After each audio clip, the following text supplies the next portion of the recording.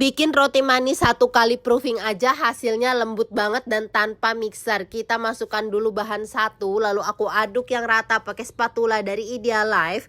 Kalau udah rata terus aku tambahkan bahan 2, next aku ulenin pakai tangan. Kalian boleh banget pakai mixer ya. Kita ulenin cukup sampai dia nggak lengket di tangan.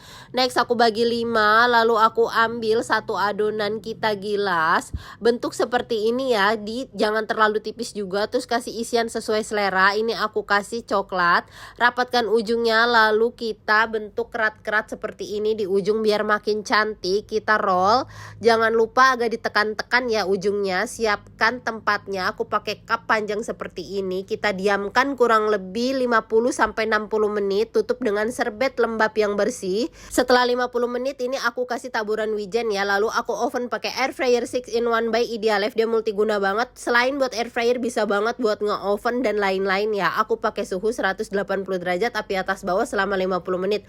Panas-panas olesin butter atau margarin, siap disajikan deh roti manisnya. Walaupun cuma 1 kali proofing tapi dia lembut dan enak banget. All cookware di video aku beli di Idealife ya, spatula ataupun mixernya. Yuk kepoin IG-nya atau Shopee-nya.